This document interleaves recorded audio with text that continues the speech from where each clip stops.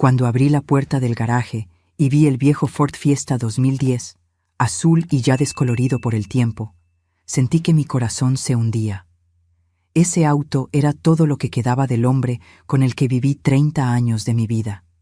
Con sus más de 200.000 kilómetros recorridos, los arañazos en los costados y el discreto golpe en el parachoques, parecía tan cansado como los recuerdos que guardaba.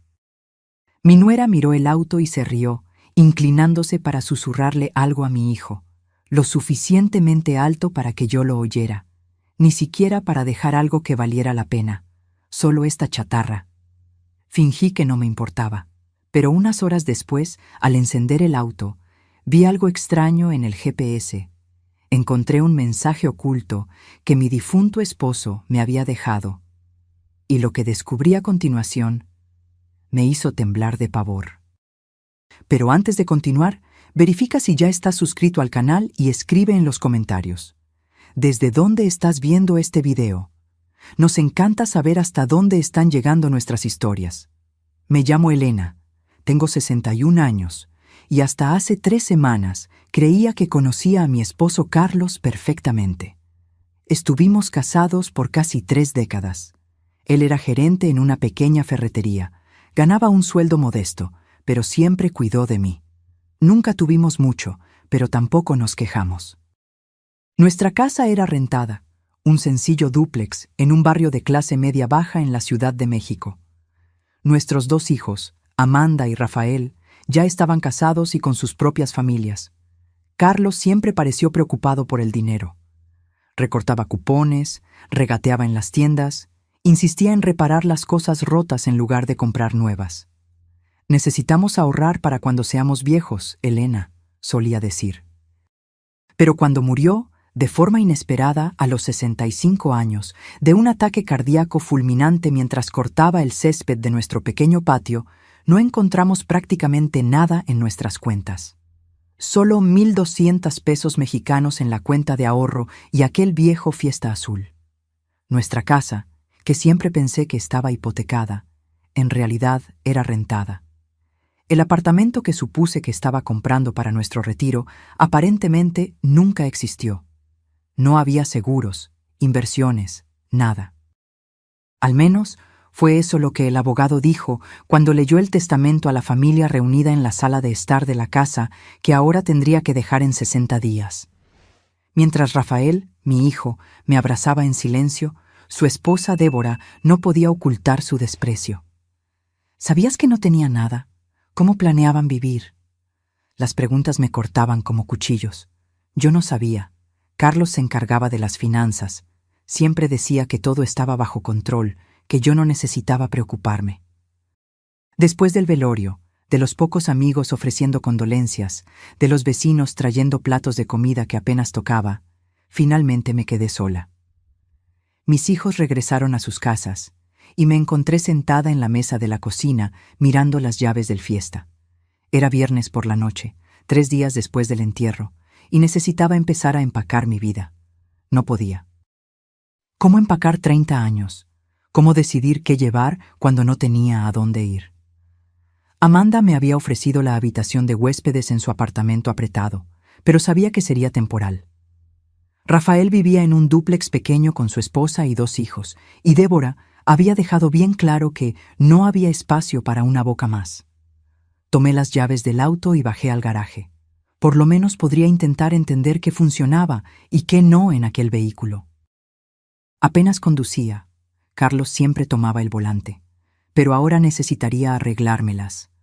Me senté en el asiento del conductor, sintiendo el olor de él todavía presente. El cuero agrietado del volante, el tablero polvoriento, el pequeño San Cristóbal colgado del espejo retrovisor. Giré la llave y el motor tosió antes de arrancar.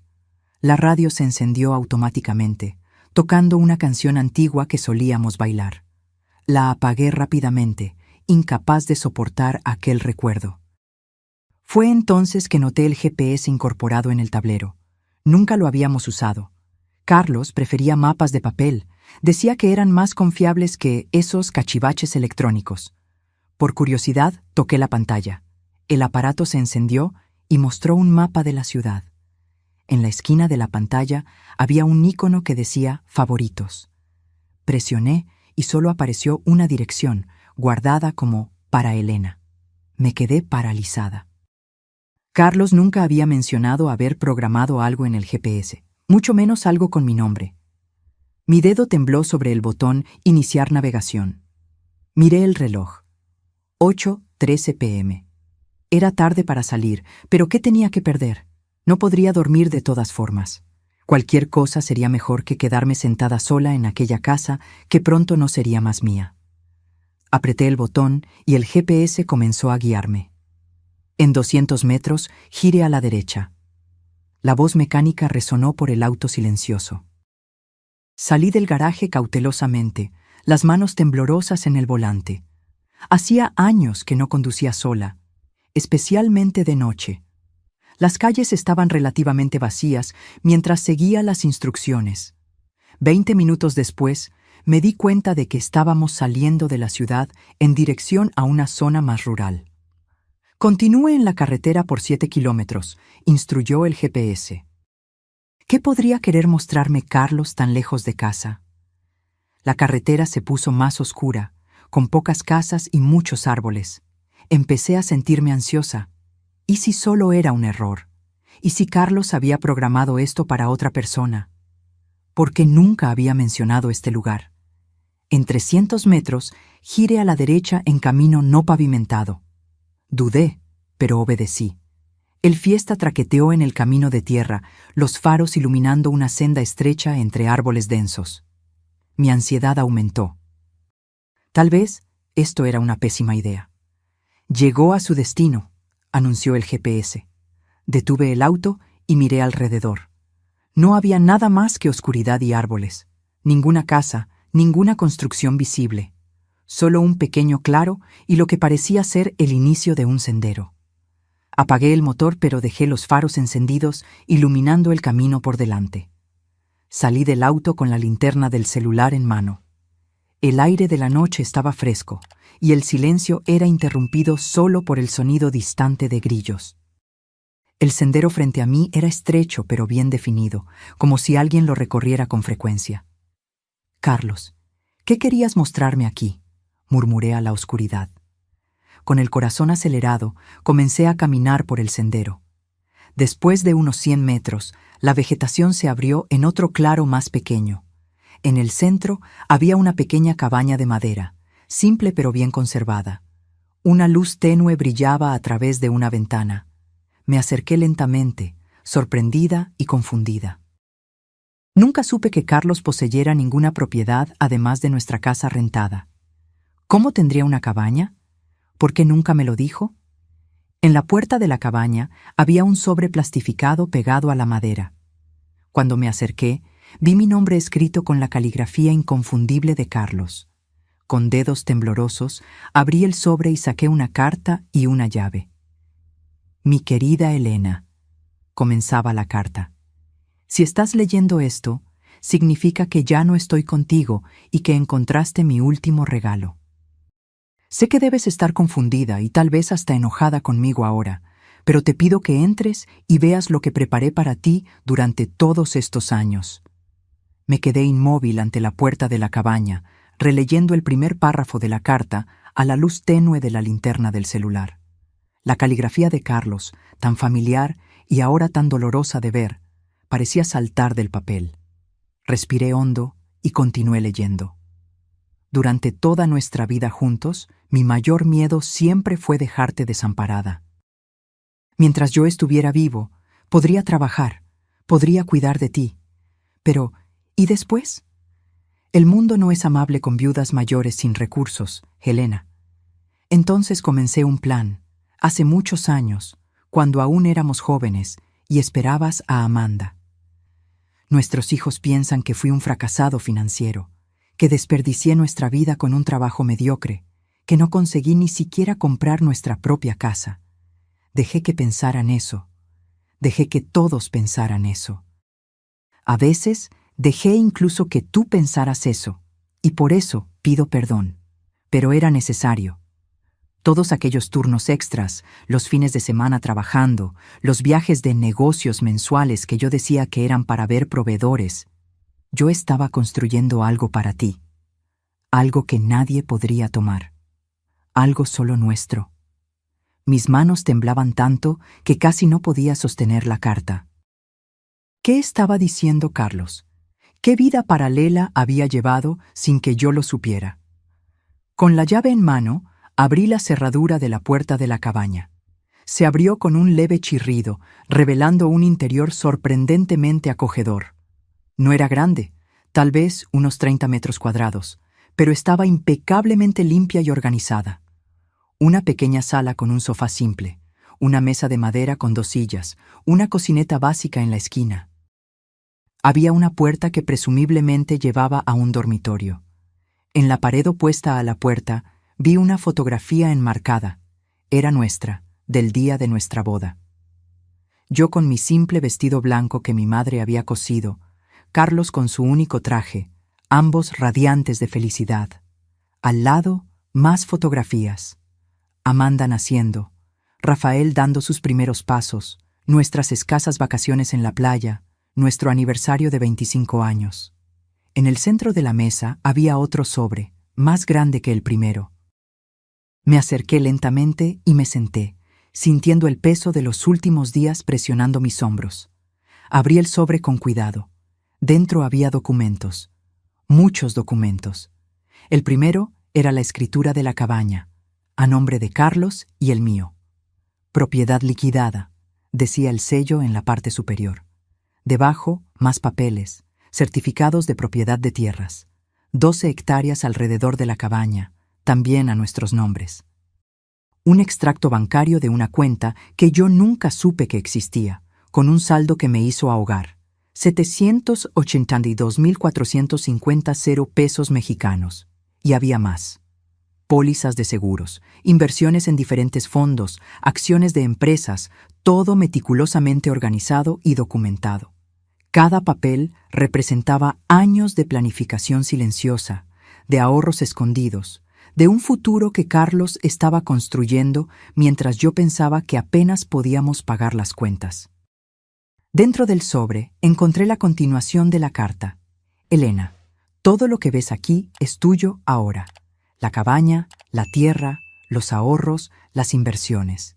Calculé que, administrando con cuidado, tendrás lo suficiente para vivir cómodamente por el resto de tu vida. No es una fortuna, pero es seguridad. Nunca necesitarás depender de nadie. Elegí no incluir esto en el testamento oficial porque no quería que nadie lo supiera, ni siquiera nuestros hijos. No porque no confíe en ellos, sino porque aprendí a lo largo de los años que el dinero cambia a las personas, y principalmente porque quería que esta fuera una conversación entre nosotros dos, incluso si yo ya me hubiera ido.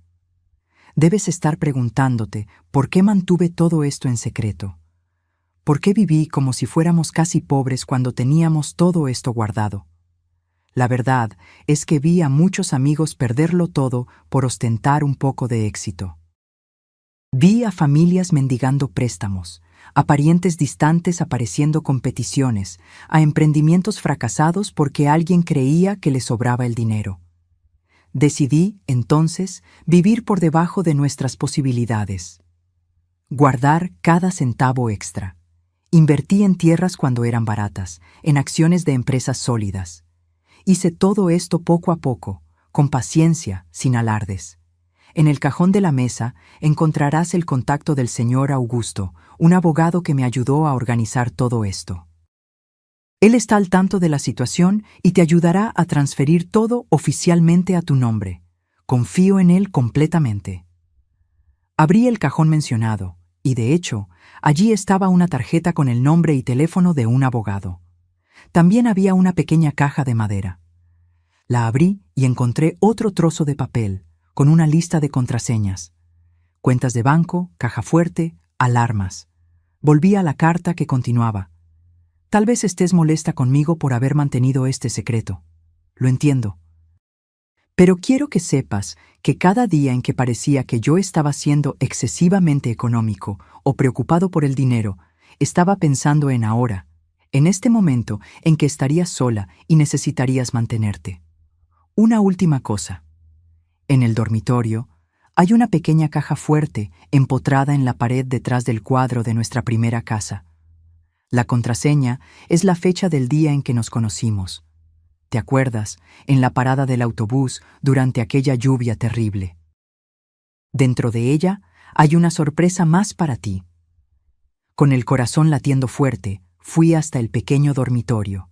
Era simple, con una cama de matrimonio y un armario de madera. En la pared, el cuadro mencionado, una acuarela de la casa donde vivimos en los primeros años de casados. Lo retiré y allí estaba la caja fuerte. Digité la contraseña 09051979. La caja fuerte se abrió con un clic. Dentro había una caja de terciopelo azul oscuro. La abrí lentamente. Era un collar de oro con un dije de zafiro, la piedra que Carlos siempre decía que combinaba con mis ojos. Nunca tuve una joya así, nada ni remotamente parecido. Junto al collar, una última nota. Para que siempre recuerdes que, incluso en las dificultades, siempre fuiste mi tesoro más preciado. Te amaré por siempre, Carlos. Las lágrimas que había contenido hasta entonces vinieron como un torrente incontrolable. Me senté en la orilla de la cama, el collar en una mano, las cartas en la otra, llorando por este hombre que había pasado décadas construyendo un futuro para mí, en silencio, sin reconocimiento, sin que nadie lo supiera. En ese momento, entendí que nunca había conocido a mi esposo por completo. Detrás de aquel hombre simple y frugal que yo pensaba comprender totalmente, había alguien mucho más complejo, un estratega paciente, un protector determinado, alguien capaz de sacrificar el confort inmediato por un objetivo mayor. Pasé la noche en la cabaña, sumergida en los recuerdos y en los documentos que representaban una vida de devoción silenciosa. Cuando el sol comenzó a salir, me di cuenta de que, a pesar de todo el dolor de la pérdida, Carlos me había dado un último regalo que iba mucho más allá del dinero o de la seguridad financiera. Me había dado la posibilidad de un nuevo comienzo. A la mañana siguiente salí de la cabaña al aire fresco del campo. El sol iluminaba las 12 hectáreas de tierra que ahora eran mías. Una propiedad que, según los documentos, Carlos venía comprando poco a poco, parcela por parcela, durante los últimos 20 años. Caminé por la propiedad, descubriendo un pequeño lago, árboles frutales plantados a intervalos regulares, y hasta un huerto bien cuidado en la parte trasera de la cabaña. ¿Quién mantenía todo esto mientras Carlos estaba trabajando en la Ciudad de México? En los documentos encontré la respuesta. Un contrato con el señor Joaquín, un señor local que cuidaba la propiedad semanalmente. El contrato estaba pagado por un año entero más. Volví a la cabaña y tomé un café, pensando en lo que haría a continuación. La realidad comenzaba a asentarse. Yo no estaba desamparada. No necesitaría la caridad renuente de mis hijos o la compasión fingida de mi nuera. Tenía un lugar para vivir, dinero para mantenerme y un futuro que, aunque solitario sin Carlos, no era desesperado. Tomé el celular y llamé a mis hijos. Les pedí que vinieran a encontrarme en aquella dirección, diciendo solo que había descubierto algo importante que Carlos había dejado. Amanda sonó preocupada, Rafael confuso, pero ambos prometieron venir al final de la tarde. Mientras esperaba, organicé los documentos en la mesa.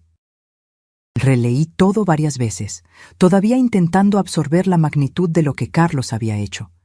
Entendí entonces por qué él siempre parecía tan cansado, por qué trabajaba tanto, por qué insistía en ahorrar cada centavo. No era avaricia, era amor. A las 4 de la tarde oí autos acercándose. Salí al porche de la cabaña y vi 2 vehículos deteniéndose al lado de mi fiesta. El pequeño Honda de Amanda y el Chevrolet de Rafael, con Débora en el asiento del pasajero. «Mamá, ¿qué es este lugar? ¿Cómo lo encontraste?» Amanda corrió hacia mí, abrazándome fuerte. Ella parecía genuinamente preocupada. «Hemos estado intentando llamarte por horas». Rafael se acercó más despacio, mirando alrededor con curiosidad evidente. ¿De quién es esta cabaña? ¿Por qué nos llamaste aquí? Débora permaneció unos pasos atrás, examinando todo con expresión crítica. Deberías estar descansando en casa, no conduciendo por ahí sola, comentó, sin mirarme a los ojos. Vengan conmigo, dije simplemente, conduciéndolos dentro de la cabaña. Los tres se detuvieron en la entrada, sorprendidos con el interior acogedor y bien cuidado. Siéntense, indiqué la mesa donde los documentos estaban dispuestos. Tengo algo que mostrarles. Les conté entonces sobre el GPS en el auto, sobre cómo había seguido las coordenadas la noche anterior, sobre lo que había encontrado. Les expliqué sobre los documentos, sobre la estrategia financiera de Carlos, sobre la vida doble que él había creado, no por deshonestidad, sino por precaución y amor. Amanda comenzó a llorar cuando mostré los valores de las cuentas e inversiones. Rafael se quedó en silencio, mirando fijamente la escritura de la propiedad con nuestros nombres. Débora palideció visiblemente. Les estoy mostrando esto porque son mi familia, expliqué. Quiero que sepan que estoy bien, que no necesitan preocuparse por mí. Su padre cuidó de todo. ¿Por qué nunca nos lo contó? Rafael finalmente habló, su voz temblorosa. ¿Por qué vivir como si estuviéramos siempre al borde de la quiebra cuando teníamos... ¿esto? Le pasé la parte de la carta donde Carlos explicaba sus motivos. Rafael leyó en voz alta, su voz quebrándose en las últimas palabras. Amanda se secó las lágrimas. Él siempre fue tan discreto, tan reservado sobre el dinero. Recuerdo cómo se molestaba cuando pedíamos juguetes caros o ropa de marca. Él estaba enseñándonos a valorar lo que importa, respondí, entendiendo ahora más claramente las actitudes de Carlos. Él quería que fuéramos felices con poco, porque sabía que la verdadera riqueza no está en lo que poseemos. Débora, que había permanecido en silencio, finalmente habló. Entonces, ¿todo esto es tuyo ahora? ¿La cabaña, el terreno, el dinero? Sí, respondí simplemente. Pero mis planes no cambiaron. Voy a seguir viviendo modestamente, como Carlos me enseñó. La única diferencia es que ahora puedo hacerlo en mi propio espacio, sin ser una carga para nadie. Algo se encendió en sus ojos, una mezcla de sorpresa, vergüenza y tal vez cálculo. Conocía bien aquella mirada. En los pocos años desde que ella se había casado con Rafael, yo había visto aquella expresión siempre que se mencionaba el dinero. Bueno, esto es una gran sorpresa, murmuró.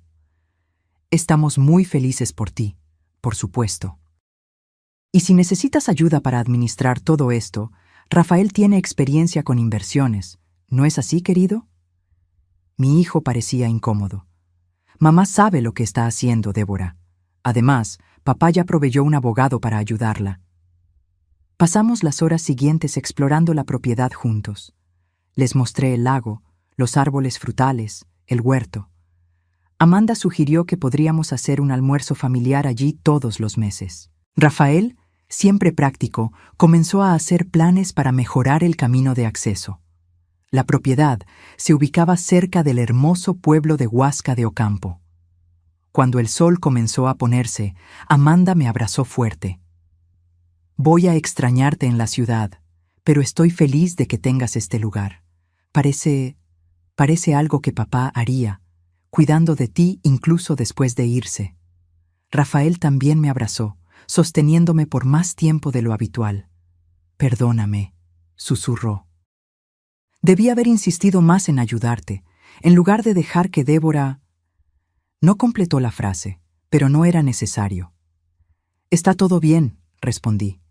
Ustedes no sabían. Nadie sabía. Mientras ellos se preparaban para irse, Débora se acercó a mí con una sonrisa que no alcanzaba sus ojos. Elena, necesito pedirte disculpas por lo que dije el día del testamento, sobre que Carlos no había dejado ni para un funeral decente. Fue cruel y equivocado. La miré, viendo no solo la falsedad de sus palabras, sino también algo más, el arrepentimiento no por la crueldad, sino por haber subestimado a mi esposo, por haber juzgado nuestra vida basada solo en lo que podía ver. No tienes que disculparte, Débora, respondí tranquilamente. En realidad, tenías razón. Carlos no dejó dinero para un funeral. Hizo algo mucho mejor, dejó recursos para que yo continuara viviendo. Ella abrió la boca para responder, pero no encontró palabras. Con un asentimiento rígido, se dirigió al auto de Rafael. Me quedé en el porche, mientras los dos autos se alejaban por el camino de tierra, ahora iluminado por el último brillo del atardecer. El peso que había cargado en los días desde la muerte de Carlos, el miedo al futuro, la humillación de la aparente pobreza, la angustia de la dependencia, comenzaba lentamente a disiparse. Volví dentro de la cabaña y me senté nuevamente a la mesa, releyendo la carta de Carlos una vez más. A la luz suave de la lámpara, noté algo que había escapado a mi atención antes, una nota a pie de página en la última hoja. P.S. Siempre creí que el Fiesta es el auto perfecto para ti. Económico, confiable, discreto. Exactamente como nosotros dos siempre fuimos.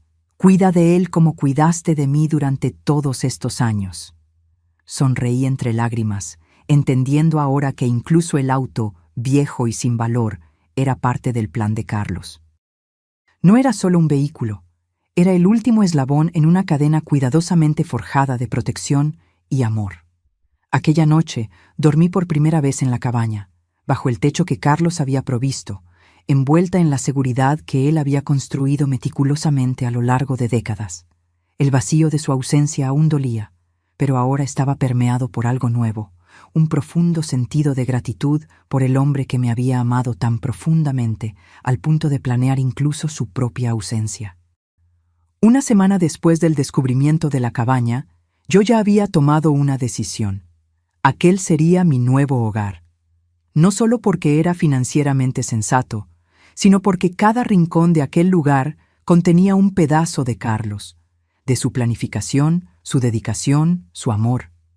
El lunes llamé al señor Augusto, el abogado indicado por Carlos. Él no pareció sorprendido con mi llamada.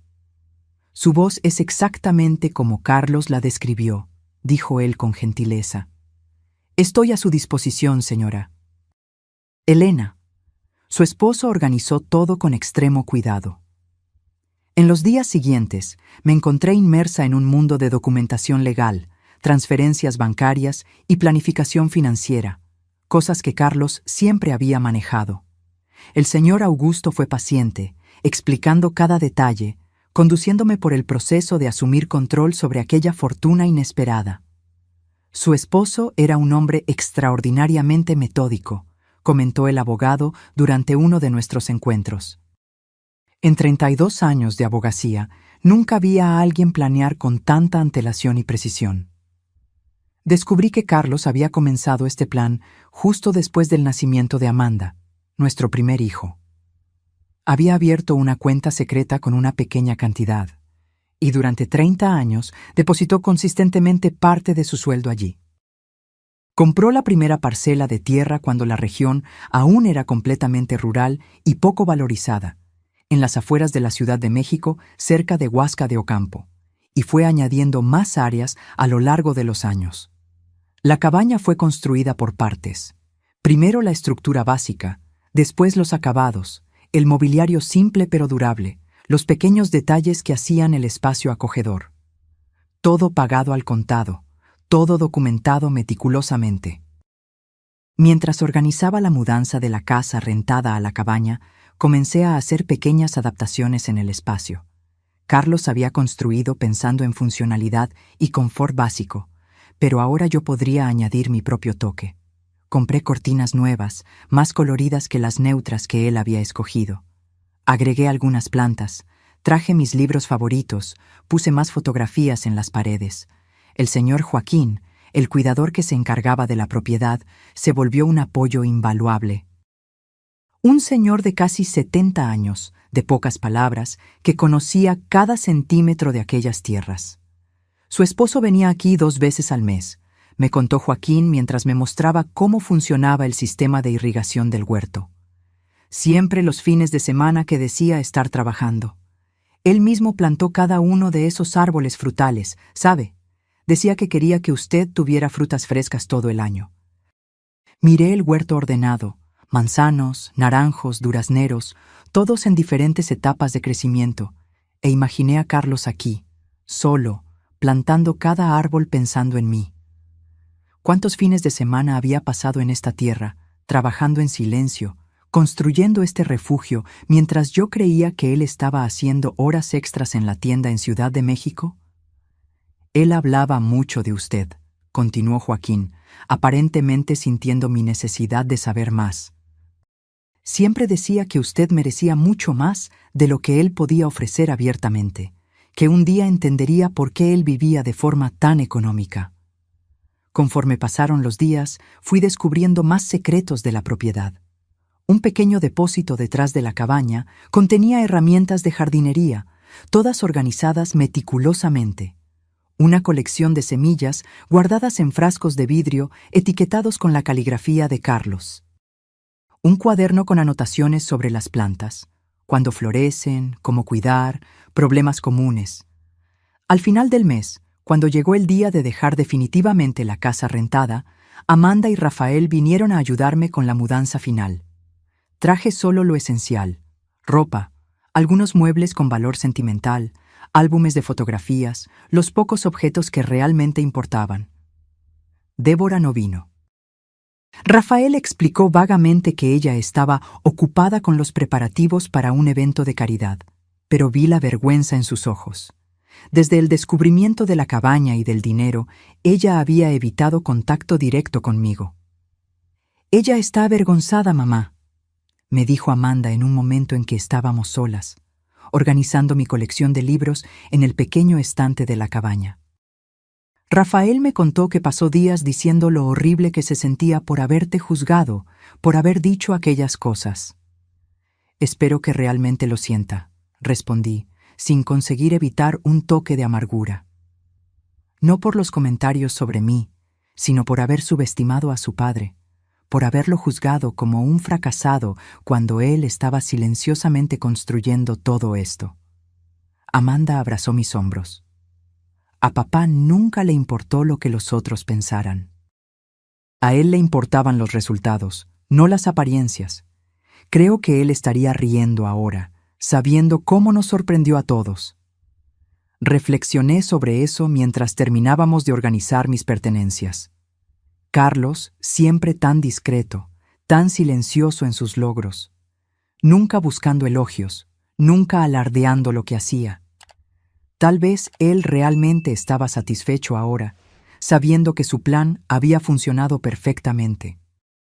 Aquella noche, después de que mis hijos se fueran, me quedé sola en la cabaña por primera vez como su moradora oficial. Me senté en el porche con una taza de té, observando el cielo estrellado, tan diferente del cielo urbano que había visto desde la ventana de nuestra casa rentada por tantos años. Al día siguiente, comencé a establecer una rutina. Me despertaba temprano, algo que siempre hice, pero ahora en lugar de preparar el café para Carlos antes de que saliera para el trabajo en la Ciudad de México, lo tomaba sola en el porche, observando el amanecer entre los árboles en Huasca de Ocampo. Después, trabajaba un poco en el huerto con la orientación paciente del señor Joaquín. «Usted aprende rápido», comentó él después de verme arrancar correctamente las malas hierbas sin dañar las plantas de lechuga. «Su esposo decía que usted tenía buenas manos para las plantas, pero nunca tuvo espacio para un jardín decente». Era verdad, siempre me gustaron las plantas, pero nuestro pequeño patio en la ciudad apenas permitía algunas macetas. Carlos lo sabía también, aparentemente. Una prueba más de cómo él me observaba, anotaba mentalmente mis deseos y sueños, incluso los más triviales. Pasado un mes en la cabaña, recibí una llamada inesperada. Era Débora. «¿Elena?» Su voz sonaba titubeante, nada parecida a su habitual tono confiado. «Espero no estar molestando». «No lo estás, Débora. ¿Cómo estás?» «Estoy bien, gracias». Hubo una pausa incómoda. Me gustaría saber si puedo ir a visitarte, sola, Hay algo que necesito decirte personalmente. Confieso que me sorprendió. Desde la revelación sobre la herencia de Carlos, Débora se había mantenido distante, comunicándose conmigo solo a través de Rafael. Claro, respondí curiosa. ¿Cuándo te gustaría venir? Mañana, si es conveniente. Por la mañana. Acepté, y al día siguiente, puntualmente a las 10 a.m., oí un auto acercándose. Por la ventana de la cocina vi a Débora salir de su reluciente Audi, pareciendo fuera de lugar en su conjunto de saco y pantalón sastre en el ambiente rural. Abrí la puerta antes de que llamara. «Buenos días, Débora. Entra, por favor». Ella parecía nerviosa, algo inusual para alguien siempre tan segura de sí misma. Aceptó el café que ofrecí y nos sentamos a la mesa de la cocina. «Este lugar es mucho más agradable de lo que imaginé», comentó, mirando alrededor. Cuando Rafael dijo cabaña, pensé en algo más rústico. «Carlos nunca hizo nada a medias», respondí. Incluso viviendo con sencillez, él valoraba el confort. Débora giró la taza entre los dedos, visiblemente incómoda. Finalmente, después de un largo silencio, habló. «Vine a pedirte disculpas, Elena. No solo por las cosas horribles que dije después del funeral de Carlos, sino por cómo te traté durante todos estos años». Me mantuve en silencio, esperando que continuara. «Siempre los vi a ti y a Carlos como fracasados», admitió, las palabras pareciendo doler al salir. «Siempre pensé, ¿cómo alguien puede trabajar por 30 años y no tener nada que mostrar? Sin casa propia, sin auto de lujo, sin viajes internacionales. Los juzgué por la ausencia de cosas materiales». Ella miró por la ventana hacia el huerto en flor que se extendía más allá de la cabaña. «Pero ahora me doy cuenta de que estaban construyendo algo mucho más grande, mucho más significativo que las apariencias que yo valoraba tanto. Mientras yo publicaba fotos de cenas caras en las redes sociales y me endeudaba para mantener una imagen, Carlos estaba silenciosamente construyendo un patrimonio real». Su voz falló, y me di cuenta de que sus ojos estaban húmedos. «Rafael y yo estamos ahogados en deudas, Elena. ¿Aquel auto en la entrada? Financiado. ¿Nuestra casa? Hipotecada hasta el techo. Todo para mantener una imagen de éxito que no existe. Y lo más irónico, los consideré a ti y a Carlos un ejemplo de fracaso, cuando en realidad ustedes eran los que estaban haciendo todo bien». Me quedé en silencio, procesando aquella confesión inesperada. Parte de mí sentía una satisfacción amarga. La nuera que siempre me había mirado con condescendencia, ahora admitía su error. Pero otra parte de mí sentía compasión por la joven mujer claramente en conflicto frente a mí. «Débora, no necesitamos vivir en función del juicio ajeno», dije finalmente. Carlos entendió eso mucho antes que yo. A él no le importaba lo que los otros pensaran de nuestro estilo de vida, con tal de que estuviéramos seguros. ¿Cómo podías vivir así, sin importarte lo que los otros pensaban, sin desear más? Reflexioné sobre la pregunta. Era algo que yo misma había cuestionado en los primeros días después del descubrimiento de la cabaña. Yo confiaba en Carlos, respondí honestamente, y aprendí a encontrar alegría en las pequeñas cosas. Una cena simple juntos, un paseo en el parque, ver a nuestros hijos crecer. No necesitábamos mucho para ser felices. Nuestra conversación continuó por horas, más honesta y profunda que cualquier otra que hubiéramos tenido antes. Cuando Débora finalmente se preparó para irse, parecía diferente, más ligera tal vez, como si hubiera depositado una carga que había llevado por mucho tiempo. «Elena», dijo, ya en la puerta, ¿crees que podrías enseñarme un poco sobre jardinería? ¿Sobre cómo cultivar alimentos? Quiero intentar ahorrar, vivir más como ustedes vivían». Sonreí, sorprendida y conmovida por la petición. «Claro, Débora. Ven cuando quieras. Yo también estoy aprendiendo, pero podemos aprender juntas». En las semanas siguientes, para mi sorpresa, Débora comenzó a aparecer regularmente. Primero sola, después con Rafael y los niños. Poco a poco, La cabaña que Carlos había construido para mí comenzó a transformarse en un punto de encuentro familiar. Amanda traía a su esposo e hijo los fines de semana. A los niños les encantaba explorar la propiedad, jugar en el lago, recoger frutas directamente de los árboles. En una de esas visitas, Rafael me buscó mientras yo regaba las plantas del jardín. «Mamá, ¿puedo preguntarte algo? Algo en lo que he estado pensando desde que descubrimos todo esto». «Claro, hijo. ¿Nunca desconfiaste? En todos esos años, ¿nunca te diste cuenta de que papá estaba construyendo todo esto?» Puse la regadera y lo miré, considerando la pregunta. Hubo momentos, pequeños detalles que no tenían sentido, depósitos que desaparecían antes de ser registrados en las cuentas que yo veía, fines de semana de trabajo de los que volvía más cansado de lo que debería, a veces con tierra bajo las uñas a pesar de trabajar en una tienda, llamadas telefónicas que atendía en privado.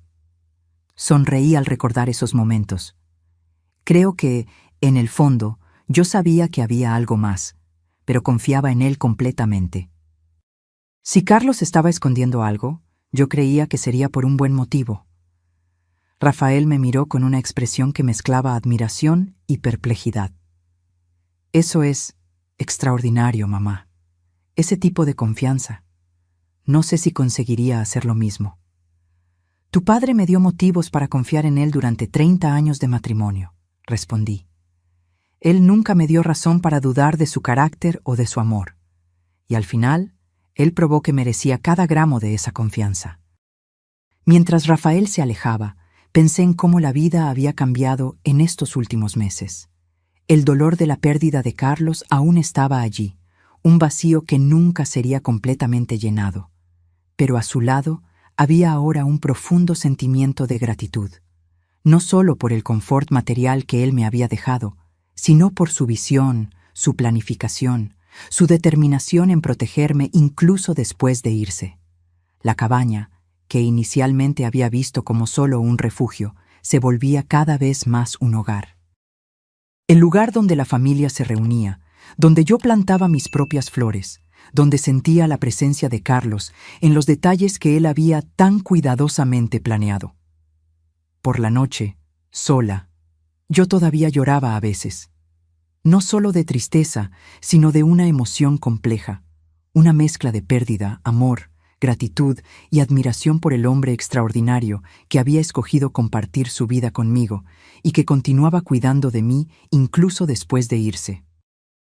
Hasta 6 meses pasaron desde que encontré la cabaña. El otoño llegó, transformando el paisaje en tonos dorados y rojos en las tierras de Huasca de Ocampo. Los manzanos estaban cargados, y yo pasaba las mañanas recogiendo frutas con la ayuda del señor Joaquín, que pacientemente me enseñaba a identificar las que estaban en el punto justo. En una tarde particularmente agradable, mientras organizaba uno de los cajones de la oficina improvisada que había montado en un rincón de la sala, encontré un cuaderno marrón de tapa dura que no había notado antes. Estaba parcialmente escondido bajo otros documentos. Lo abrí con curiosidad y reconocí inmediatamente la letra de Carlos, aquella caligrafía metódica y clara que yo conocía tan bien. Era una especie de diario, pero no el tipo común con entradas diarias sobre sentimientos personales. Era un registro de sus visitas a la propiedad, comenzando 24 años atrás. 17 de marzo de 2001. Compré 2 hectáreas adyacentes más al terreno original. El vendedor pensó que yo estaba loco por querer tierras tan aisladas, pero el precio estaba excelente. Algún día, cuando Elena descubra todo esto, ella tendrá un lugar tranquilo para vivir. Mis ojos se llenaron de lágrimas mientras volteaba las páginas amarillentas. En cada entrada, Carlos detallaba sus actividades: la compra de más tierras, la plantación de árboles, el inicio de la construcción de la cabaña, las mejoras a lo largo de los años. 05 de septiembre de 2008. Terminé el techo de la cabaña hoy. Me tomó más tiempo de lo planeado, pero quise hacer todo con cuidado. Quiero que Elena tenga un lugar sólido, que no necesite reparaciones constantes cuando yo ya no esté aquí. La realidad de su planificación me golpeó con nueva fuerza. Carlos no solo había ahorrado dinero para mí, Él había literalmente construido un futuro con sus propias manos, ladrillo por ladrillo, árbol por árbol. 18 de julio de 2015. Planté durazneros hoy. A Elena siempre le gustaron los duraznos frescos, pero nunca pudimos tener un huerto en la ciudad. Calculé que estarán dando buenos frutos en unos 8 o 10 años. Espero estar vivo para verlos, pero si no lo estoy, espero que a ella le guste este regalo tardío. Me senté en la silla, el cuaderno abierto en mi regazo, imaginando a Carlos planeando plazos de maduración de árboles frutales, considerando un futuro en el que él no estaría presente. El pesimismo práctico de sus anotaciones contrastaba con el profundo optimismo del acto de plantar, crear algo que solo daría frutos años después. Continué leyendo, cada página revelando más del hombre con quien había compartido mi vida, pero que, aparentemente, yo nunca había conocido completamente. 02 de noviembre de 2019. El médico encontró algo en el examen. No le dije nada a Elena todavía. No quiero preocuparla sin necesidad. Pero si las sospechas se confirman, necesito acelerar los planes. La cabaña está prácticamente lista, pero aún hay detalles que quiero finalizar. El dinero está invertido de forma segura. Si sucede lo peor, ella estará protegida financieramente. Me congelé. 2019, 5 años antes de su ataque cardíaco. ¿Carlos sabía que estaba enfermo? ¿Por cuánto tiempo cargó ese peso solo? Volteé rápidamente las páginas, buscando más información. Las entradas se volvían más frecuentes, más urgentes. 15/01/2020. Confirmado, es un problema cardíaco grave. El médico recomendó cirugía, pero las chances no son buenas. Decidí no contarle a Elena por ahora. ¿Para qué? Ella solo se preocuparía, y no hay mucho que se pueda hacer aparte de lo que ya estamos haciendo. Estoy tomando los medicamentos, siguiendo la dieta. Mientras tanto, trabajo lo máximo que puedo aquí en la propiedad. Quiero dejar todo perfecto para ella. Una ola de choque recorrió mi cuerpo, rió mi... ¿Carlos había pasado los últimos 4 años de su vida sabiendo que estaba muriendo? Todos aquellos almuerzos ligeros que él insistía en comer, la caminata diaria que comenzó para mantenerse en forma, ¿eran parte de un régimen médico que él me escondía? Las últimas páginas del diario eran esporádicas, con entradas más breves, como si cada palabra exigiera esfuerzo. 07 de junio de 2023. Programé el GPS hoy. Parece una tontería, pero es importante que Elena encuentre este lugar cuando yo ya no esté aquí. Pensé en simplemente darle la dirección, pero ella merece la jornada del descubrimiento. Merece sentir lo que sentí todas las veces que vine para acá. La anticipación, la sensación de algo especial esperando al final del camino. La última entrada era de apenas algunas semanas antes de su muerte. 23 de marzo de 2024. Ya no tengo energía para trabajar en la propiedad como antes. Le pedí al Señor, Joaquín, que asuma más responsabilidades. Él aceptó, sin hacer preguntas, aunque sospecho que él lo sabe. Siento que mi tiempo se está acabando, pero estoy en paz. Hice lo que pude para garantizar que Elena esté bien. Todo lo que construí, planté, ahorré, todo fue por ella. Solo espero que ella entienda por qué mantuve el secreto. No era desconfianza, era amor. Quería protegerla no solo de la inseguridad financiera, sino también del dolor de verme disminuyendo poco a poco. Prefiero que ella me recuerde fuerte, incluso si eso significa irme sin aviso. Cerré el cuaderno, incapaz de contener las lágrimas. Carlos había enfrentado su muerte inminente con la misma aproximación metódica y pragmática con que conducía todo en su vida. Había planeado, calculado, preparado todo, no solo el aspecto financiero, sino incluso cómo yo descubriría su último regalo. Y él había escogido sufrir solo, cargar el conocimiento de su enfermedad en silencio, para ahorrarme el dolor prolongado de verlo languidecer. No sabía si debía sentir gratitud por esta última protección o dolor por haber sido privada de la oportunidad de despedirme adecuadamente, de hacer sus últimos años más confortables, de decir todas las cosas que quedaron por decir. Aquella noche llamé a mis hijos. Necesitaba compartir este descubrimiento con ellos. Necesitaba que alguien más supiera la verdadera historia del hombre extraordinario que había sido su padre. Amanda lloró al teléfono. Rafael permaneció en silencio por largos momentos antes de decir, con la voz embargada, «Él fue más fuerte de lo que cualquiera de nosotros imaginaba». Al día siguiente, le pedí al señor Joaquín que viniera a conversar conmigo. Cuando se sentó a la mesa de la cocina, puse el diario frente a él. «Usted sabía sobre la enfermedad de él, ¿verdad?». El viejo cuidador asintió lentamente. Su esposo me hizo prometer que no le contaría a nadie. Dijo que era mejor así. ¿Por cuánto tiempo lo supo? Casi 5 años, por lo que entendí. En el último año, él apenas conseguía trabajar. Venía hasta aquí y se quedaba sentado en aquel banco cerca del lago, mirando todo lo que había construido. A veces me pedía que hiciera pequeños ajustes, un clavo aquí, una tabla allá. Otras veces solo se quedaba en silencio, como si estuviera despidiéndose. Imaginé a Carlos sentado solo a la orilla del lago, contemplando la propiedad que había creado para mí, consciente de que su tiempo se estaba acabando, pero determinado a completar su misión autoimpuesta. ¿Por qué cree que él nunca me contó? ¿Sobre la propiedad? ¿Sobre la enfermedad?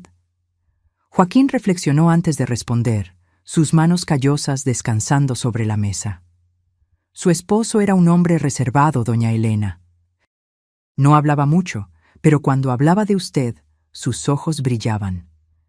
Él me dijo una vez que la mayor alegría de él era verla feliz, despreocupada. Creo que él no quería que usted cargara el peso del conocimiento, ni sobre la enfermedad de él, ni sobre los sacrificios que hizo para construir todo esto. Sacrificios. La palabra resonó en mi mente. ¿Cuántos fines de semana Carlos había pasado trabajando en esta tierra en lugar de descansar? ¿Cuántas horas extras en la tienda en Ciudad de México? ¿Cuántos pequeños lujos negados a sí mismo para ahorrar algunos pesos más? Todo para construir este refugio que yo ahora llamaba hogar en Huasca de Ocampo. Aquella tarde, caminé hasta el lago y me senté en el mismo banco que Joaquín había mencionado. El sol de otoño se reflejaba en el agua, creando patrones dorados en la superficie.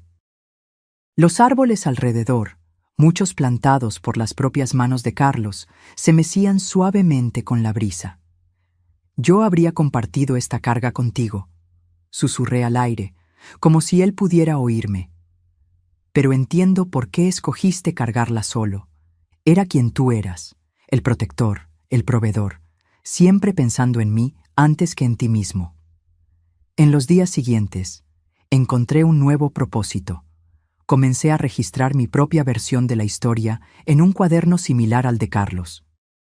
No solo para mí, sino para mis hijos, mis nietos, para quien viniera después. Quería que conocieran al verdadero Carlos, no solo al hombre quieto y frugal que parecía haber dejado poco para su familia, sino al visionario paciente que había construido un legado de amor a lo largo de décadas. Y a medida que el otoño daba lugar al invierno, encontré una paz que no esperaba. El dolor de la pérdida permanecía, pero ahora estaba entrelazado con una profunda admiración por el hombre que me había amado tan completamente, tan silenciosamente, hasta su último suspiro. El primer aniversario de la muerte de Carlos se acercaba, trayendo consigo una melancolía que intenté contrabalancear con actividad constante.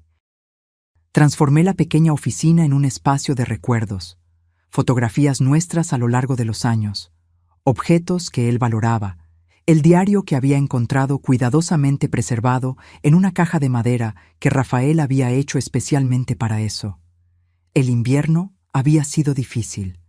La soledad a veces pesaba, especialmente en las noches más frías. Pero había desarrollado una rutina que me sustentaba.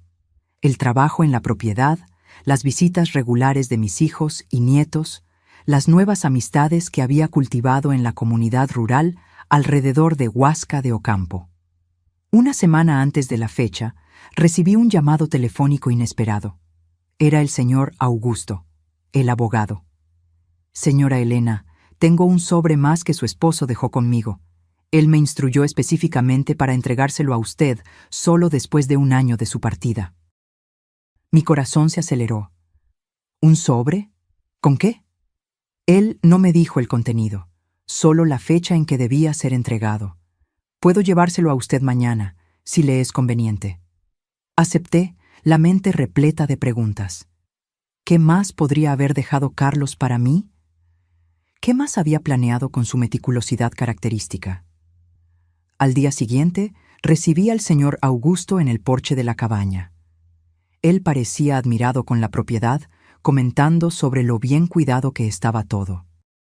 Su esposo hablaba de este lugar con tanto orgullo, dijo él, aceptando una taza de café. En las pocas veces en que nos encontramos aquí, él mostraba cada detalle como si fuera un tesoro. Él construyó todo esto solo, ¿sabe? Con sus propias manos. Sí, él me contó. Un hombre notable, su Carlos. En todos mis años de abogacía, raramente encontré a alguien tan determinado. Después de algunas formalidades, él finalmente me entregó el sobre. Un paquete de tamaño medio, sellado, con mi nombre escrito en la caligrafía de Carlos. Él me hizo prometer que lo entregaría personalmente, no por correo, explicó el abogado. Dijo que era demasiado importante para arriesgarse a perderse. Después de que el señor Augusto se fue, me senté a la mesa de la cocina y abrí cuidadosamente el sobre. Dentro había otro sobre más pequeño y una memoria USB negra, junto con una carta. Mi querida Elena, si estás leyendo esto, significa que ya ha pasado un año desde que partí. Espero que este año, a pesar del dolor que sé que sentiste, también haya traído descubrimientos y, quién sabe, incluso alguna alegría. Espero que la cabaña se haya vuelto un hogar para ti, que los árboles que planté estén dando frutos, que estés encontrando paz en este lugar que construí, pensando en ti con cada clavo, con cada teja. Hay una última cosa que quiero compartir. Algo que tal vez ayude a explicar por qué viví como viví, por qué tomé las elecciones que tomé. En la memoria USB encontrarás una grabación. Es una conversación que tuve con mi propio padre una semana antes de que él falleciera. Yo tenía 22 años. Tú y yo estábamos comprometidos desde hacía solo 2 meses. ¿Te acuerdas de lo jóvenes que éramos?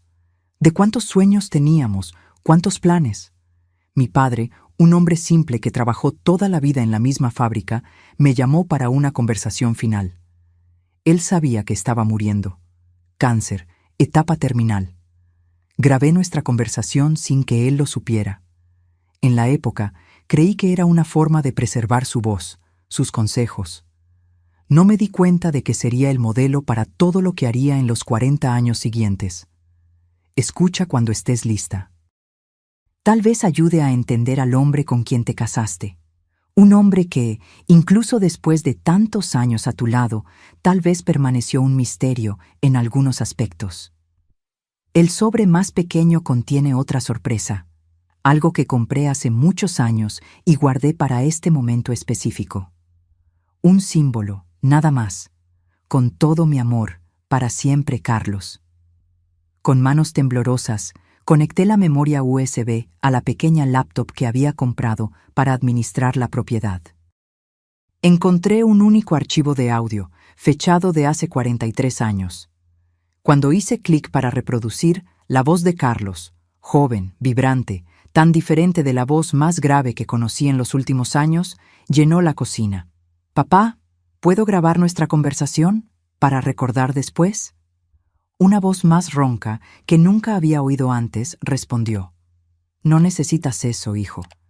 Lo que tengo para decir es simple, no lo vas a olvidar.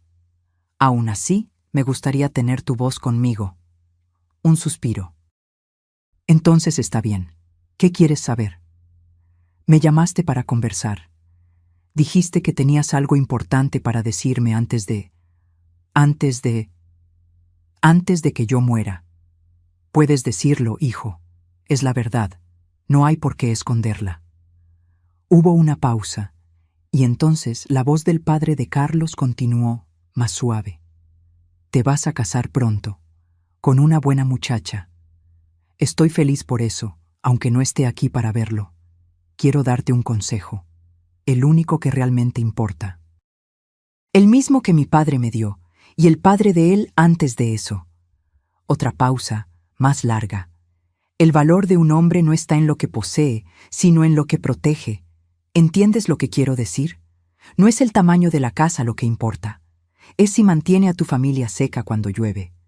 No es el modelo del auto. Es si lleva a tu familia con seguridad a donde necesita ir.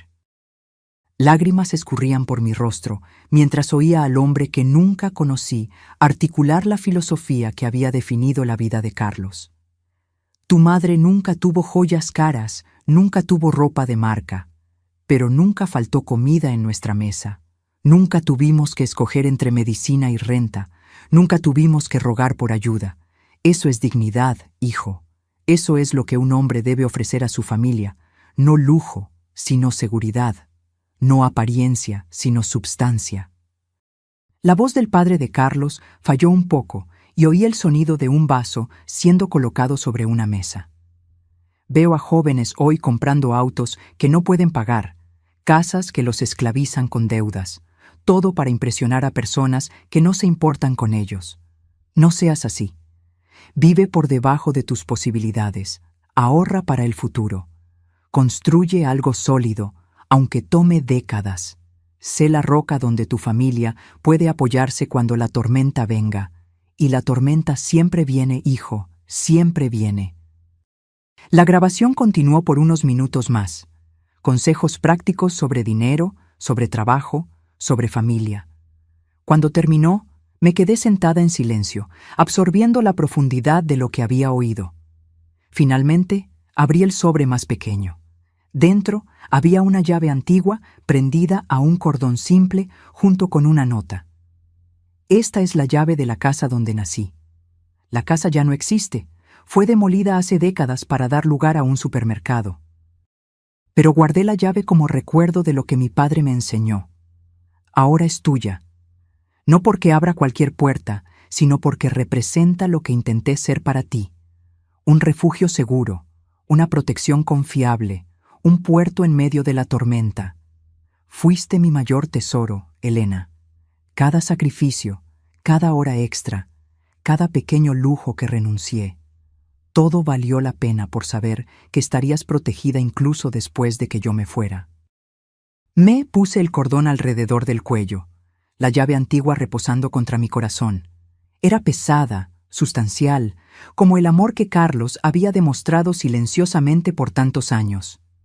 Aquella noche, me senté en el porche y escribí en mi propio diario, una práctica que había adoptado desde que encontré el de Carlos. Hoy, un año después de su partida, finalmente entendí completamente al hombre con quien me casé. Carlos vivió según un código de valores que ya no es común en nuestro mundo obsesionado por las apariencias. Él valoraba seguridad por encima de confort, substancia por encima de estilo, protección por encima de ostentación. En un mundo que mide el éxito por lo que exhibes, él midió el suyo por lo que consiguió proteger, principalmente a mí. Su legado no son solo los árboles que plantó o el dinero que guardó, sino el ejemplo de amor que demostró. Un amor que no necesita focos, que no busca aplausos, que se expresa a través de actos silenciosos de devoción constante. Llevo esa lección conmigo ahora.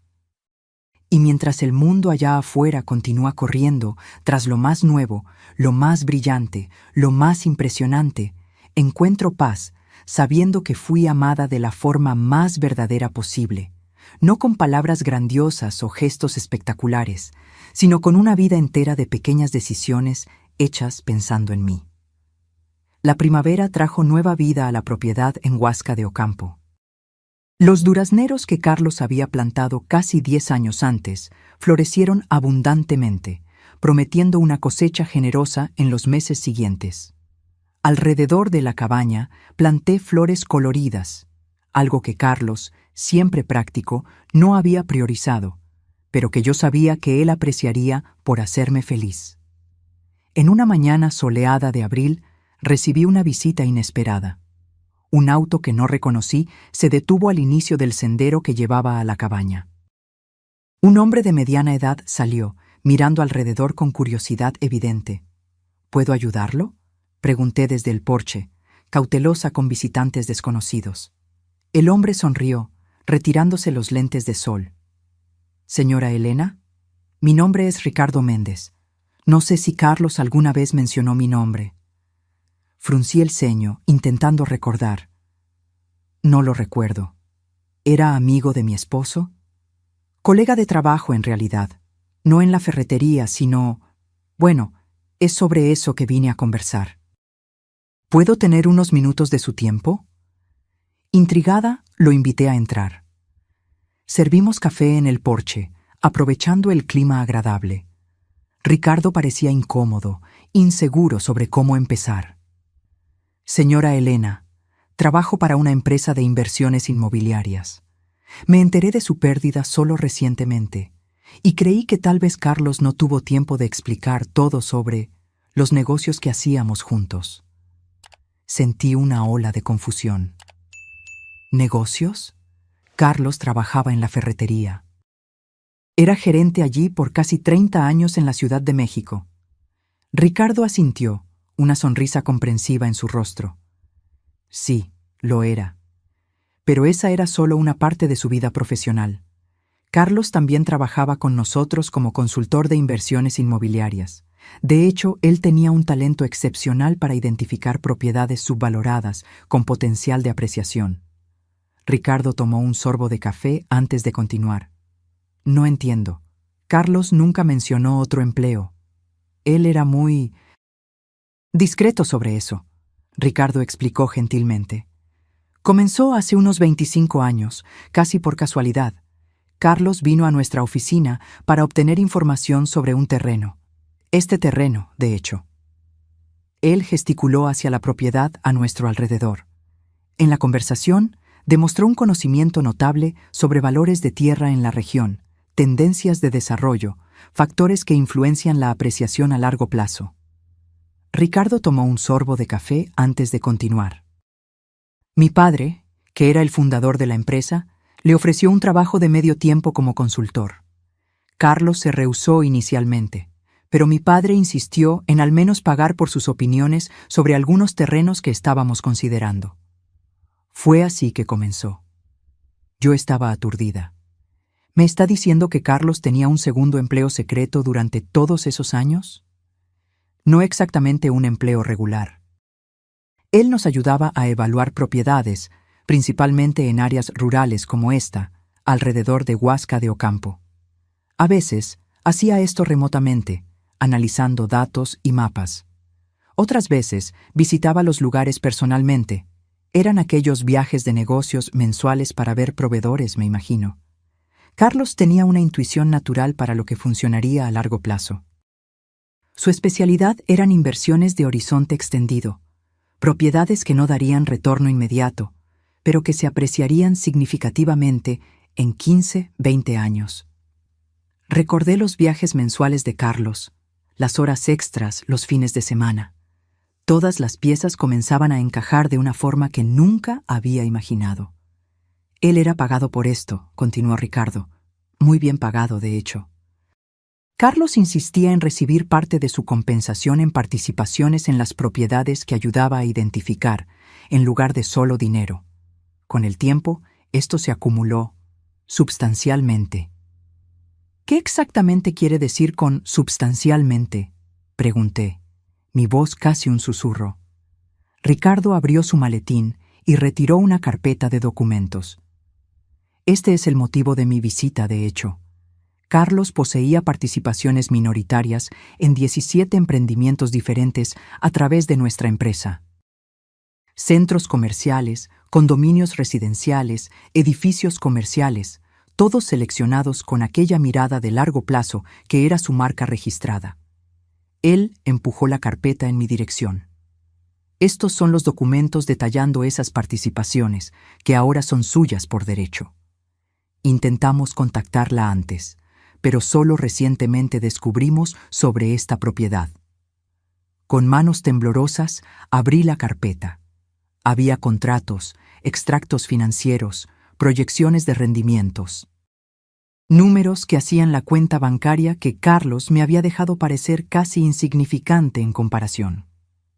La última evaluación total de esas participaciones, Ricardo dijo suavemente, es de aproximadamente 8.7 millones de pesos mexicanos. El mundo pareció girar a mi alrededor. Me apoyé en la silla, incapaz de hablar.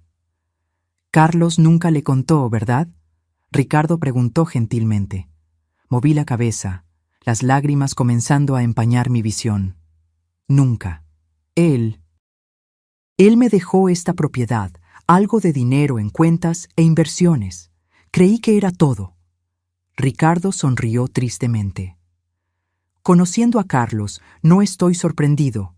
Él siempre fue extremadamente reservado sobre su riqueza. En la empresa, sabíamos que él vivía muy por debajo de sus posibilidades, pero respetábamos su privacidad. Él mencionó una vez que prefería construir patrimonio a exhibirlo. El valor de un hombre no está en lo que posee, sino en lo que protege, susurré, recordando las palabras del padre de Carlos en la grabación. Exactamente, Ricardo concordó, pareciendo impresionado. Él dijo eso algunas veces. Era casi un mantra para él. Miré nuevamente los documentos, intentando comprender la magnitud de lo que estaba viendo. Todos esos años, mientras ahorrábamos para comprar un sofá nuevo o pensábamos 2 veces antes de cenar fuera. Él estaba construyendo un imperio silencioso, Ricardo completó. No para ostentar, sino para garantizar su futuro. Carlos rehusó varios aumentos, ¿sabía? Prefería recibir en participaciones en los negocios. Decía que el dinero se gasta, pero las buenas inversiones crecen con el tiempo. En ese momento, recordé todas las veces en que Carlos había rehusado compras que podíamos haber hecho, de todas las veces en que él insistió en arreglar algo roto en lugar de reemplazarlo. No era por mezquindad o falta de recursos, era parte de una filosofía de vida más profunda, una visión de largo plazo que yo nunca había comprendido completamente. ¿Por qué nunca me contó?, pregunté, más para mí misma que para Ricardo. El hombre consideró la pregunta por un momento. No puedo responder con certeza, claro, pero mi padre, que trabajó con Carlos por más tiempo, siempre dijo que él tenía un miedo casi supersticio. Ricardo, interrumpí, una súbita realización me golpeó. Él sabía que estaba enfermo. En los últimos años. Sí, Ricardo confirmó con un suspiro. Él nos contó sobre su problema cardíaco hace unos 4 años. Fue cuando comenzó a organizar todo más meticulosamente, transfiriendo documentos a nombre de ustedes dos, garantizando que todas las participaciones estuvieran debidamente registradas. Él preparó todo, murmuré. Hasta el último detalle, Ricardo concordó. Incluso pidió que esperáramos algunos meses después de su partida antes de contactarla. Dijo que quería que usted tuviera tiempo para acostumbrarse a las primeras revelaciones antes de conocer el resto. Pensé en el GPS programado para traerme a la cabaña, en las cartas cuidadosamente escritas, en los documentos organizados, cada etapa planeada para guiarme gentilmente a través de un proceso que podría haber sido abrumador si se revelaba de una sola vez. Hay una cosa más, Ricardo agregó, retirando un sobre final de su maletín. Carlos pidió que yo entregara esto personalmente, después de explicar sobre las inversiones. Acepté el sobre, reconociendo inmediatamente la caligrafía de Carlos. Lo abrí con cuidado, intentando controlar el temblor en las manos. Mi Elena, si Ricardo está entregando esta carta, ya sabes sobre mi otro trabajo. Espero que entiendas por qué mantuve esto en secreto por tanto tiempo. Al principio, era solo una forma de ganar un dinero extra para construir algo para nosotros.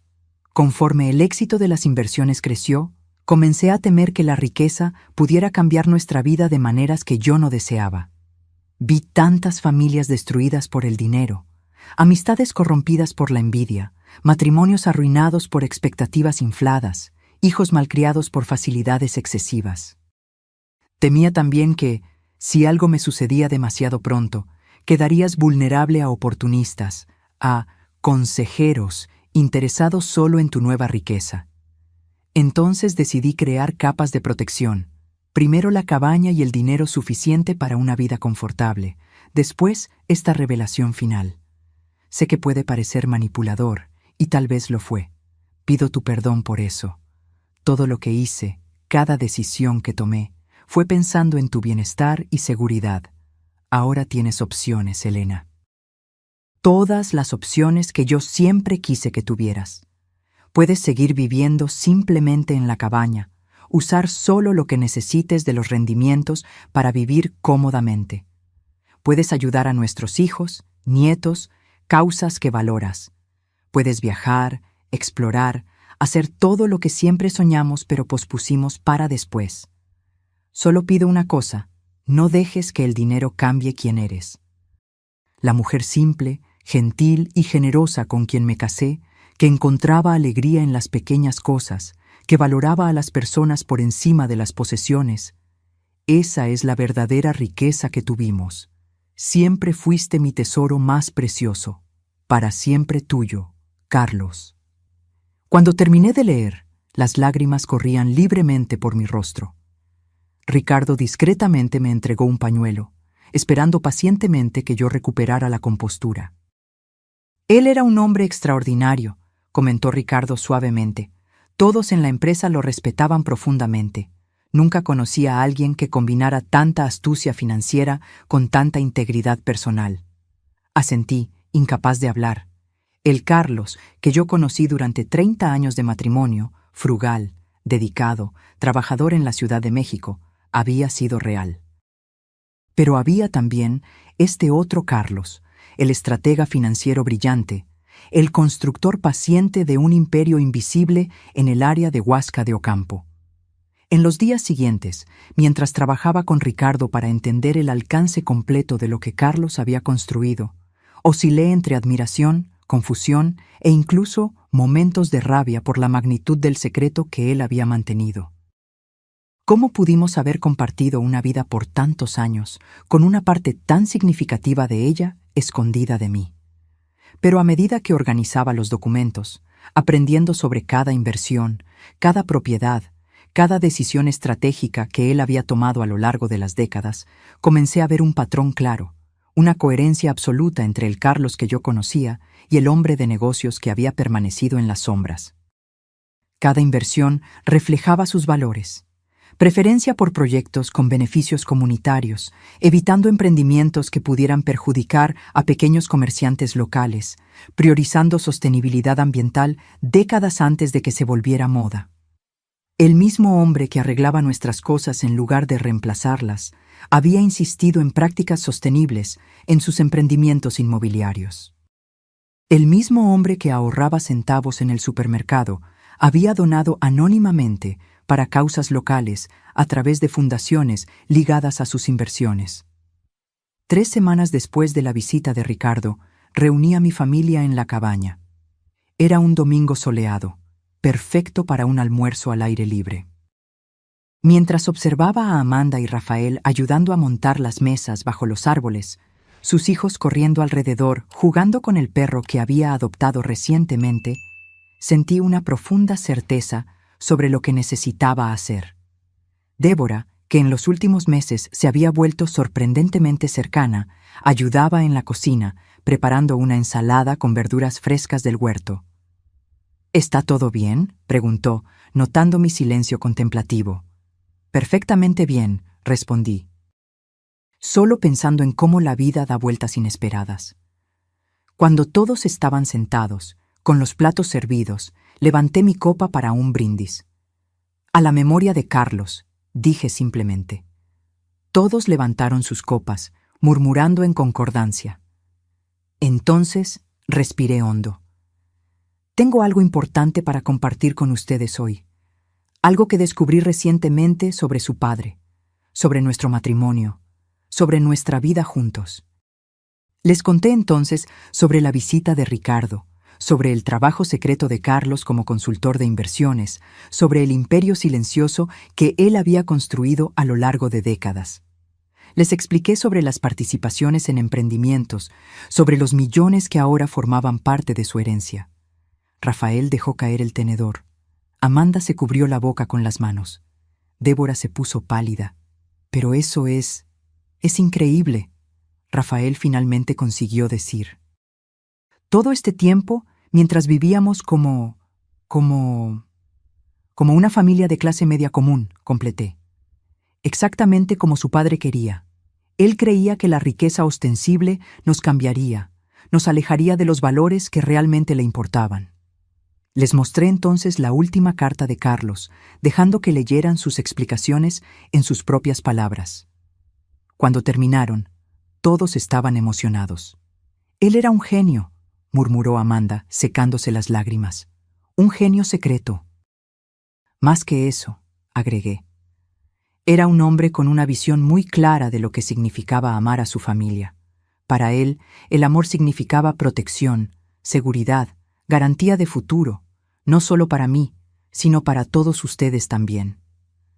Miré entonces a mis hijos, a mi nuera, a mis nietos, y es por eso que tomé algunas decisiones sobre qué hacer con esta herencia inesperada.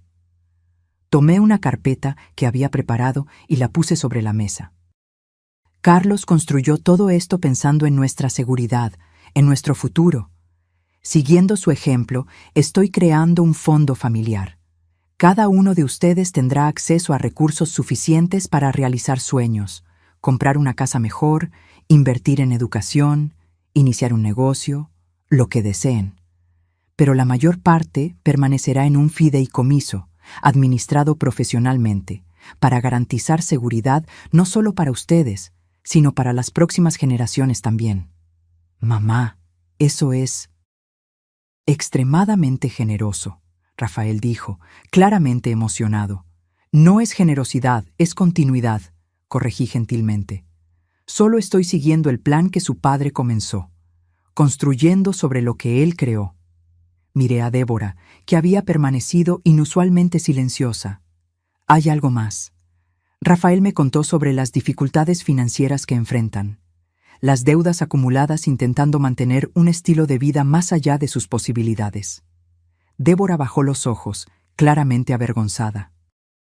Rafael sostuvo su mano en apoyo. «Esas deudas serán saldadas», continué, «pero con una condición, que ustedes participen en un programa de educación financiera. Carlos me enseñó, a través de sus acciones, el valor de vivir por debajo de nuestras posibilidades, de construir seguridad en lugar de apariencias. Quiero que ustedes aprendan esos principios también». Para mi sorpresa, Débora asintió con lágrimas en los ojos. Yo estaría muy agradecida. Pasé tanto tiempo juzgándolos, creyendo que sabíamos más, que éramos más exitosos, y todo este tiempo no es sobre quién tiene más, interrumpí suavemente. Es sobre cómo usamos lo que tenemos, sobre los valores que orientan nuestras elecciones. La comida continuó, la conversación naturalmente girando en torno a recuerdos de Carlos, de planes para el futuro, de sueños largamente pospuestos que ahora podrían volverse realidad. Observé a mi familia con un nuevo sentimiento de paz y propósito. Más tarde aquella noche, después de que todos se habían ido, caminé hasta el lago, el lugar favorito de Carlos en la propiedad, donde pasaba horas sentado en los últimos años de vida, contemplando todo lo que había construido. Me senté en el banco que él había colocado a la orilla del agua y saqué la llave antigua que llevaba constantemente en un cordón alrededor del cuello, la llave de la casa donde él había nacido, su símbolo de protección y seguridad. «Lo lograste, mi amor», susurré al aire nocturno. «Todo lo que planeaste, todo lo que construiste en silencio durante décadas, funcionó exactamente como querías. Estoy segura, nuestra familia está segura. Tu legado continuará por generaciones». Me quedé allí sentada hasta el atardecer, observando los colores reflejarse en el agua tranquila del lago. Pensé en la increíble jornada que había recorrido en el último año. de la viuda aparentemente desamparada, con solo un auto viejo como herencia a la guardiana de un imperio invisible, cuidadosamente construido a través de décadas de trabajo silencioso y planificación meticulosa. Pensé en los contrastes de la vida de Carlos, el gerente de la ferretería en la Ciudad de México, que secretamente era un consultor inmobiliario respetado en Huasca de Ocampo. El hombre que regateaba por centavos en el supermercado mientras administraba millones en inversiones. El esposo que mantenía secretos monumentales y aún así era absolutamente fiel en su compromiso de proteger y cuidar. En la semana siguiente, transferí una cantidad significativa a una fundación que crearía becas de estudio para jóvenes emprendedores, personas con la visión y paciencia que Carlos había demostrado, pero sin los recursos para realizar sus sueños. Establecí también un fondo para preservación ambiental en la región, garantizando que las áreas naturales alrededor de la propiedad permanecieran intactas por el desarrollo. La cabaña continuó siendo mi hogar. Incluso con todos los recursos ahora disponibles, no tenía deseo de mudarme a una mansión o condominio lujoso. Esta simple estructura de madera, construida por las manos del hombre que había amado, contenía más significado y valor para mí que cualquier palacio podría ofrecer. En lugar de eso, dirigí recursos para mejorar la comunidad alrededor de Huasca de Ocampo, apoyando la escuela local, ayudando a pavimentar el camino de acceso, financiando una pequeña clínica médica que serviría a las familias rurales de la región. Una tarde, cerca de 2 años después de la muerte de Carlos, recibí una carta inesperada. Era de una señora llamada Mariana, que se presentaba como la viuda de uno de los colegas de Carlos en la ferretería. «Su esposo salvó a nuestra familia», escribió. «Cuando mi Pedro enfermó de cáncer, hace 15 años, no teníamos seguro adecuado, no teníamos ahorros. Fue Carlos quien nos ayudó. Pagó tratamientos, medicamentos, incluso nuestra hipoteca durante meses. Siempre insistió que era solo un préstamo sin plazo, pero nunca aceptó un centavo de vuelta, incluso después de que Pedro se recuperó. Dijo que teníamos hijos que educar, que esa era mejor inversión que cualquier tasa de interés». La carta continuó, detallando otras instancias de generosidad silenciosa de Carlos. Pequeños préstamos a colegas en dificultades, asistencia anónima a familias en la comunidad, mentoría a jóvenes empleados. Me di cuenta entonces de que el patrón de vida doble de Carlos se extendía más allá de sus finanzas personales. Incluso con recursos limitados, al menos de lo que yo sabía en la época, él siempre encontraba maneras de ayudar a otros, siempre sin alarde, siempre insistiendo en la discreción. En las semanas siguientes, más cartas llegaron, de exempleados, de vecinos, de personas en la comunidad que habían sido tocadas por la generosidad silenciosa de Carlos a lo largo de los años. Historias que él nunca compartió conmigo, actos de bondad realizados silenciosamente mientras mantenía la apariencia de un hombre común con recursos limitados. En una tarde de domingo, exactamente 3 años después de su muerte, organicé una pequeña ceremonia en la propiedad. Invité a todos los que habían enviado cartas, junto con nuestra familia y amigos cercanos. En el centro del huerto plantamos un árbol en su memoria, un roble, fuerte y duradero como el legado que él había dejado. Mientras echaba la primera pala de tierra sobre las raíces del árbol, reflexioné sobre la lección final que Carlos me había enseñado, que la verdadera riqueza no es medida por lo que poseemos o exhibimos, sino por el impacto positivo que causamos en la vida de los otros. Que el valor real no está en las cuentas bancarias o propiedades, sino en la seguridad y bienestar que proporcionamos a aquellos que amamos. El viejo Ford Fiesta azul permanece en el garaje, incluso habiendo adquirido un auto más nuevo y seguro. Todavía lo conduzco ocasionalmente, recordando aquella noche fatídica en que seguí las coordenadas del GPS y descubrí el primero de muchos regalos que Carlos había dejado para mí. A veces pienso en lo que mi nuera dijo aquel día sombrío después del funeral, sobre que Carlos no había dejado ni para un funeral decente. Qué profundamente equivocada estaba, y cómo todos lo estábamos, de cierta forma. El hombre quieto y económico que conocíamos había dejado mucho más de lo que cualquiera podría imaginar, no solo en términos materiales, sino en lecciones de vida, en ejemplos de integridad, en demostraciones silenciosas de amor verdadero. En lugar de ostentar riqueza en vida, él escogió construir un legado que continuaría beneficiando a generaciones futuras. En lugar de buscar estatus y reconocimiento, se enfocó en proporcionar seguridad y oportunidades para aquellos que amaba. El último regalo de Carlos no fue el auto, ni la cabaña, ni siquiera los millones en inversiones. Fue la sabiduría que él vivió diariamente, que el amor verdadero se expresa no a través de palabras grandiosas o gestos espectaculares, sino a través de consistencia, de planificación cuidadosa, de sacrificio silencioso hecho de buena voluntad por aquellos que amamos.